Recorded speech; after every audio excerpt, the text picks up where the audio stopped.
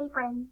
Alright, so we just finished the story of the gingerbread man, and now we want to kind of chart up some of our story elements on our chart.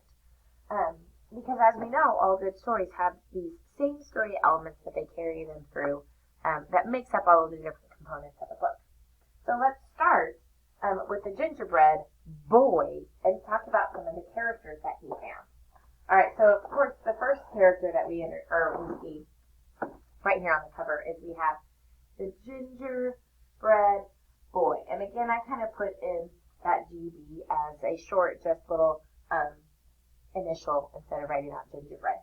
So we have the gingerbread boy, and then we also have those characters that made him. We have the man, and we have and we have the woman. And in this story, did they say the little old man and the little old woman? No, in fact, they looked like they were pretty young. So no, they weren't old at all. Well, then we know that we have the gingerbread man popping out of the oven, and he runs down until he meets the rat. Yep, we definitely saw that rat in there. Still an animal, right? And he keeps running until he sees the construction workers.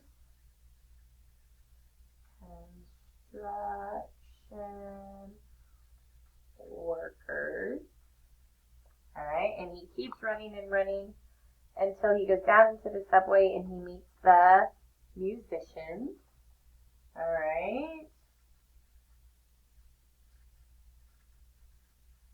Meets the musicians. He keeps running. He pops out of the subway and he runs into the policeman on a horse.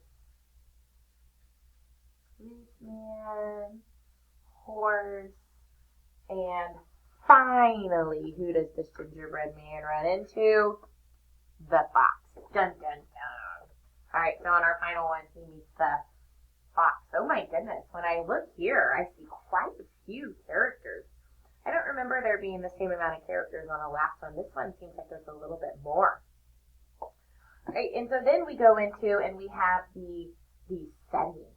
The setting is, where did the story take place? Well, this setting was very different than the story of the gingerbread man. And this one, he's kind of in the country. And this one, do you see all these buildings, and there's a subway and a park? That's not the country. That's different. That's more of the city.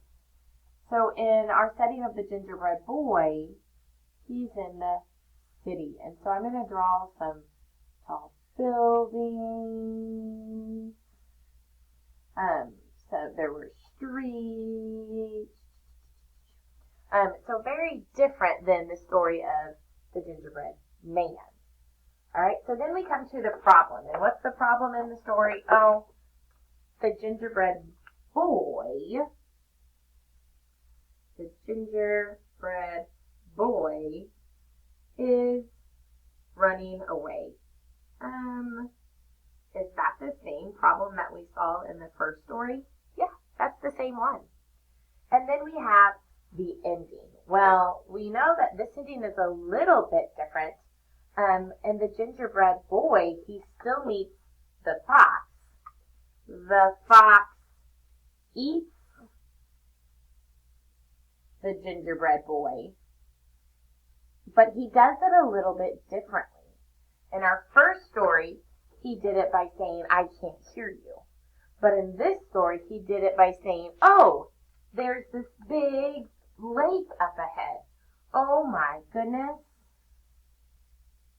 You better get onto my tail so that the people behind you, here's our fox, his mouth, tail, and then the rest of them we're not going to be able to see. You better get onto my tail. And so because he gets onto his tail, he then says, get onto my shoulders, get onto my nose, and he flips them up and he eats them. The fox eats the gingerbread boy, we're just going to say, at the lake. Yeah, and that kind of goes back and tells about the trickery of the fox. Is the fox still sneaky? Absolutely. All right, and then finally, friends, in our story elements here, they have these fun little rhymes. This one says, oh, let me tilt my page down just a little bit. This one says, run, run, run, as fast as you can. You can't Catch me, I'm the gingerbread man. Did you hear that rhyming word again?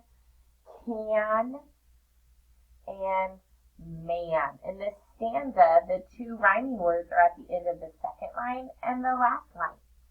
There is one difference between this rhyme and the one that we read yesterday. This one says run, run, run. And the gingerbread man, it just said run, run. So they added an extra one in there. Isn't that silly? All right, kindergarten time.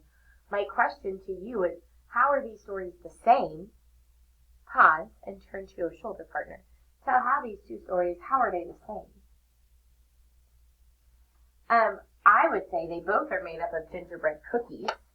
They both have the same kind of rhyme in there.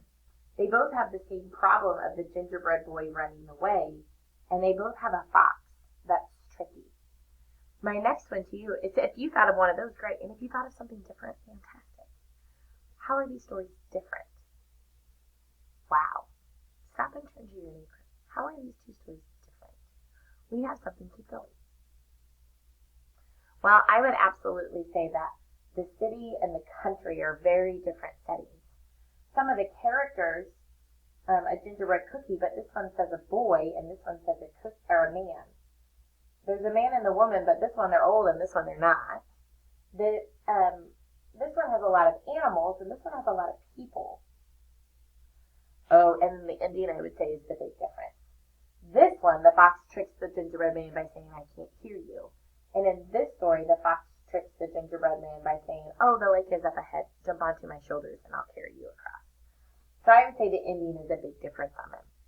Tomorrow we're going to read another gingerbread story and compare them to these two that we've read already.